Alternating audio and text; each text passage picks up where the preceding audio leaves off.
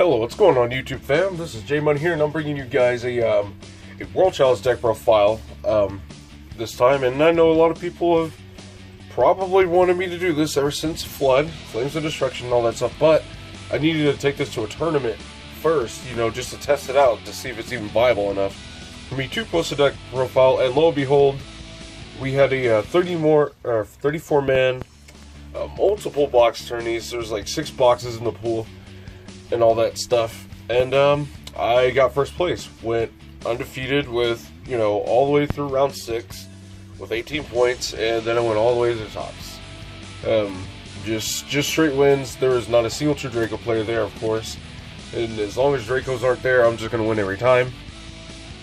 Yeah, and surprisingly enough, after I won all that prize support, I literally just gave it all to my friend, because, you know, it's just like, yeah, I have everything out of Flip that I actually need. But anyway, let's get started with the profile. Not much has really changed in the main board, but this the extra in the sideboard is what changes the most.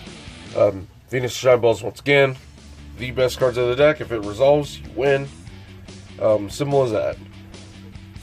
You know, your other support cards, you got your you know, Legacy and your Lee, they just get you to everything else just to allow you to just go the fuck off. So, yeah.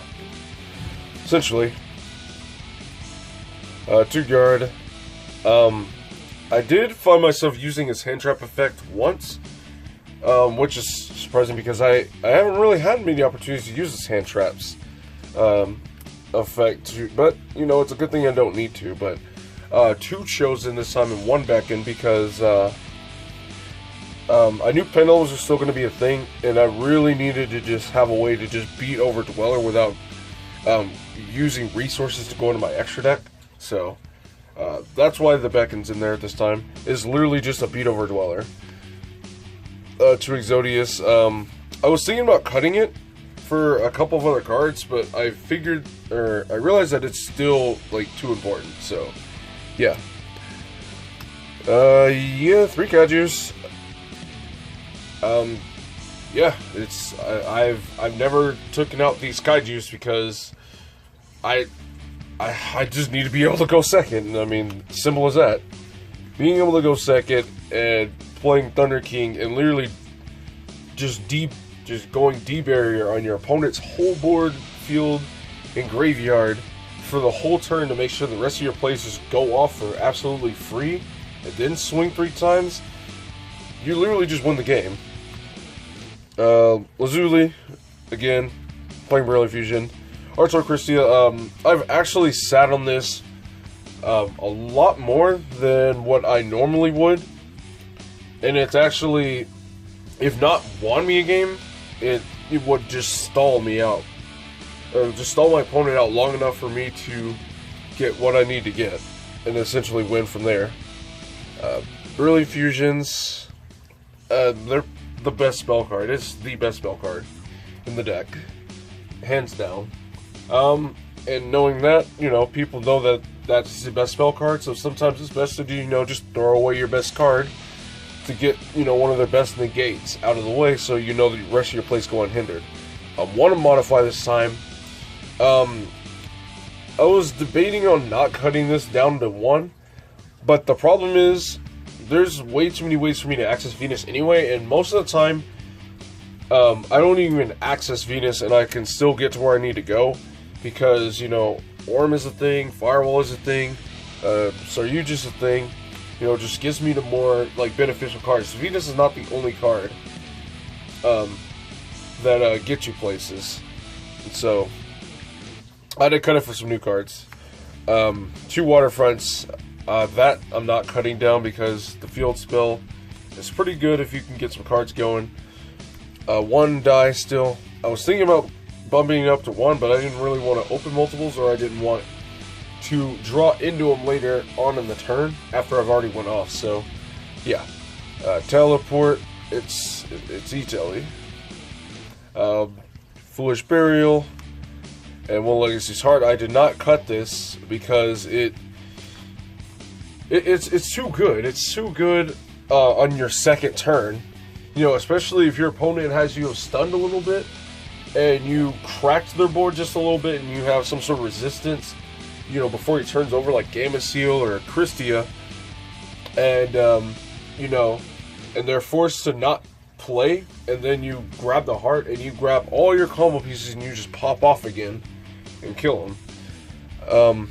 One Soul Charge, one Monster Reborn, and one more Legacy Succession. Now, I was really originally planning to play 2 copies of these, but I absolutely could not, I repeat, could not find space for it. You know, I couldn't take out anything else from the main deck. You know, I wanted to keep this deck at 42 cards because of how it is built. You know, I don't play Called by the Graves. I do not play the EVA package. I am playing pure flexibility in terms of my matchups. I want to be able to go first and go second and not have as many bricks. 2 copies of Forbidden Chalice because True Dracos is still in the game. And it helps get around the gates, F-Zeros. It just, yeah, it really helps breaking boards and all that stuff. I would never take it out. I mean, I originally put it in because of the rock started becoming popular, but after I put it in, I realized just how good it was. 1 Phantom Knights of Shade Brigade, or Brigand 9, whatever you want to call it. It's still an amazing starter. It doesn't eat your normal summons, so, yeah. And, I was originally planning to play 2 red reboots in the main board instead because of, you know, me wanting to auto-win against Dracos and turning off, and, you know, turning off Altergeist stuff because Altergeist was definitely there. There was quite a few of them at my tournament. You know, it was 34 people, so there was quite a few Altergeists. But you know, red reboot would be better against both those matchups. And, you know, it's also good against Infinite and Permanents, but, you know, like, what if I'm not playing those decks, you know? You know, Red Reboots would essentially just be dead cards in hand, and so I decided to play Evenly Matched instead, because it still solves the same purpose as to turning off multiple trap cards, but it can also, you know, help me against just other decks, other boards. And the thing was, I knew Flood was going to be legal, and I knew people were going to try to extra link my ass with all these other Troy mares and stuff, which people did. But, you know, this just outs it. This just outs, like, all, this completely gets around all the nightmares and all their blanket protection effects. And so, that was actually a good call for me to keep them in. So even if Dracos were to probably be gone, I don't know if I would take them out. I mean, they should be my bodies as shields, simply to help just combat even more negates, but needless to say, I didn't need it. 3 Imduck. I really struggle between cutting the Link Karibo completely or bumping Imduck down to 2, but I realized that Imduck is too good. Imduck, you need at 3 copies. You have to bridge. You have to bridge. You have to be able to trigger Firewall off of a Alpha 1 material sometimes in order to really get where you need to go. And Imduck it's a little bit easier because you have more vanillas and you have just that 1 guard dragon and all that. You may not get into the second one. So then we got Link Spider. Finally got my ulti, so the whole deck's maxed out now. But yeah, it's Link Spider. Then we got some new stuff. We got Nightmare Goblin, Nightmare Cerberus, Ib, and we have Orm. Now, now what we have here, the reason why I'm playing Nightmare Goblin is because, 1, it's a name, in case I'm going to end on Unicorn just to get multiple draws. It does have sideways arrows, so that is one thing. When you're playing this deck, you need at least 2 monsters with arrows pointing left and right, because you are wanting to make your Ningirsu combo, and you don't want to use this because you'll only get a draw 2 at that point. You know, depending on the situation you're in. I never use this for its normal summon because it does not stack with Imduck or Seraphonite at all. I have used this normal summon effect literally 1 time the entire tournament, and that was to attempt to play around I don't know what I was trying to play around. I was trying to play around something, and I ended up using a Venus and the Shine Balls to go into a Link Spider and a Venus and another Shine Ball to make a Nightmare Goblin. And I pitched a card and I sacked to summon World Legacy from the hand and all that. Or I sacked off the Link Spider to do it. And I don't know what I don't know what the situation was, but that was a situation where I had to end up doing that, and it worked. It worked out, and the Ningirsu Draw 3 was easy. This, I will generally end my board with this instead of Ib, because this protects all monsters that are linked. So, you know, back then Ib would only just protect the Tri-Gate, but, you know, now you got this protecting Tri-Gate, Scoldy, Firewall, and Archer Christia if Firewall is pointing to it. It will protect all of them from the board wipes. That is really the reason why I play it. I've only resolved his destruction effect once, and, you know, and I gotta say that's pretty good considering, yeah, considering that I had to break boards. And Ib and Orm is obviously, you know, super needed in standard and whatever. We got Ningirsu, of course, Tri-Gate Wizard, and Nightmare Unicorn. I've used Unicorn's effect about 3 times in the tournament. I've never resolved its draw. Its multiple draw effect during the draw phase because the duel never lasted long enough for me to get to that point. You know, if I'm resolving his effect, I'm likely OTKing you. So, yeah. And he's super generic, and it's stupid how generic these Troymers are. Like, literally my deck is just... it was already really good spamming links, but then you got these generic links that all get effects on summon, and they have all these passive effects too. That it's crazy. Firewall, obviously. Scoldy, obviously. And then we have Nightmare Griffin. This one, I've used his effects quite a few times. You know, after I played like Monster Reborn or something, I would reset the Monster Reborn only if I'm in cases to where I can't kill my opponent and all that, or if my opponent has, you know, quite a few negates on board, and I had to just sit on this and sit on like a Forbidden Chalice or sit on a Monster Reborn for the next turn and all that, because I knew the following turn I can use World Legacy and grab a heart, and so a heart combined with a Monster Reborn can easily put me right back into the game and all that stuff. But I have sat on him a few times. I only sit on him when I really need to stall and I can't really absolutely just have an overpowered ass field, which was rare, but I've sat on him about twice, and I would sit on him with a Firewall and like a Scoldy to where I can just have a nice little, you know, some disruptions with Firewall, like some minuscule disruptions along with, you know, a pretty good lock. Now, funny thing was, I've actually was in a situation where I had this right here, and I went against Pendulums, and he made Borreload, you know, and he used Black Fang to, drop this down. And so what he did was what I wanted to do, like the Borreload was right in front of the Scoldy, so it could use his effect.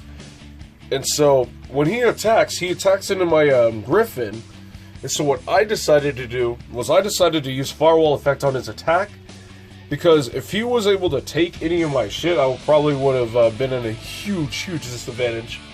And so I decided to use Firewall's effect to bounce the Scoldy back to the extra deck. He changed Ghost Ogre, so I lose my Firewall anyway, but the Scoldy went back to the extra deck, and so he couldn't use Borreload's effect to take my Griffin. And so he just had to kill it. He killed it, and I took the damage, and then I drew, and I got World Legacy's Heart, and I got Orm back to the extra deck, and like one other card. And like I was telling you earlier, I had Monster Reborn set. And so I really went in, I made Orm again, just so I can revive Ningirsu, because Ningirsu was one of the only cards that I could use to just out the Borreload, because it didn't target. And all that stuff, and it really came in. You know, it was just really smart play on my part. You know, main phase 2, yeah. After I went into gear, so I summoned World Legacy on the other side. He had one card in hand, but the moment he got his second card in hand, like, he activated the skill, it was okay. He had Oath Dragon, though. He Pendulum summoned first. He even read the World Legacy to try to bait it out, and I did. So it's like, okay, you Pendulum summoned already, so it's not like I'm not really worried about you having 2 cards in hand. Can't really do too much. Because I have World Legacy's Heart in the graveyard, so, I mean, if you can't even kill those. You can't kill Orm or Ningirsu because they're linked, so it's like, what are you doing? You know, and so next turn, I was just going to banish Legacy to add an Inheritor, you know, the Monster Reborn, and Reborn Archer Christia, and just literally seal the game, but he already knew I was going for it, and so he scooped it up. And last but not least, Seraphonite. Side deck is quite different, same with the extra, but mind controls are still the same because it's mind controls, it breaks boards. I mean, I really use these, not really for taking monsters, so, you know, per se. You know, because I don't really need to steal other people's monsters, but it does bait negates. But if I do steal a monster, you know, then it's better because I'm playing links. So, I really want to put these My Bodies and Shields back on the main board, but Dracos are a thing, Altergeist are a thing, and all that, and Troy Mirror boards are a thing, so depending on, if I'm going against Pendulums, I will side those in every single time, because it's like the best card against the deck, because Vortex just auto-loses to it. Master Restricts, I still have to have them in, because Dracos are still a thing, and Pendulums are still a thing. And now there are more decks that are control-based, you know, like Altergeist and stuff, that can play Sphere Mode, and so yeah, until Sphere Mode stops becoming viable, you know, that's when I'll take them out. But until then, they are staying right where they are. 2 anti-spells. I wanted to play 3, but, you know, I figured I could play other cards. Like, I never resolved this once, so, even against Pendulums, because, again, I don't lose to Pendulum decks. I do not lose to Pendulum decks. I played 3 Pendulum decks yesterday, and they were all, I beat them all. I mean, I beat everybody, really, but yeah. The red reboots, these were to go in the main, but if I was to go against Dracos or Altergeist, or if my opponent was playing Infinite Impermanence, then yeah, if I saw that game 1, then red reboot was definitely going in. Solemn Strikes and Solemn Judgment and Solemn Warning. I resolved the warning once, and it was against the mirror match. I've actually played the mirror match for the first time ever. And he was playing some serious spice. He would make a partial link chain, right? And he played the World Legacy counter trap, the Infernity Barrier, just so he can have 3 zones, and he would drop Iron Dragon Tomaitin or whatever, that new card that came out of this set that locks out the zones that he's in, just so I can't perform my own link combos and all that with World Chalice, and he had it linked up with a Nightmare Goblin and a Nightmare Cerberus, so I really couldn't fuck with it. I couldn't touch it with Forbidden Chalice and all that. And it's just like, unless I drew a Kaiju, I wasn't playing, and I didn't draw a Kaiju. And you know, that was some serious spice. He had some other spicy cards in his deck as well, but nonetheless, I still beat him. So because I know what I'm doing. So, and last but not least, 2 Called by the Graves, because yeah, I mean, I don't need really the 3rd evenly, because I remember every time I have 3 evenlies and I side them in, I always seem to open one and then draw into another one later on. So I cut that, and I cut the Jinzo, because red reboots a card, and, you know, pick these up. And I did not use this at all. I mean, I sided it a few times, but I never saw it, but it didn't matter. But all these Pendulum decks I keep going against is just easy wins. And everybody's giving everybody hell for losing to World Legacy, as some people say. You lost to World Legacy? I'm like, yeah, whatever. You know, people will learn at one point. You know, them nightmares, you know, them Monster Reborns and all that stuff, they get in there. But as I've told one of the Pendulum guys, if you were going against a normal World Chalice player that plays Evas and plays other hand traps and plays Called by the Grave in the main deck and all that, you would likely win because those cards are bricks and they don't do anything to deal with that board once it's been made. You'll draw into those cards a turn late. Some of them are dead, and it's just like, you know, they call the deck Brick City for a reason, because we are choosing to play bricks in our decks that aren't live when we lose the die roll. And so, as I've told him, from the famous words of Hit, combat is craft. What matters most is not raw power, but the skill by which you hone it. And that is exactly this deck entirely. So, and it did help that I've played the deck for, you know, since it came out, since its release, so there's that. But that is the deck profile. The extra deck and the side deck changed quite a bit. The main deck didn't change all that much. I mean, I did want to play 2 World Legacy Inheritors, but again, with this build, meant to be as flexible as possible, going first and second, you know, with, you know, Forbidden Chalices and stuff like that, you know, these and extra kaijus in the main and all that good stuff. Like, these cards are what allow me to just not care what kind of stuff my opponent does, because it's easier for me to break boards. Like, you don't need, like, more cards to reinforce you going first, because the deck is already insanely good at going first.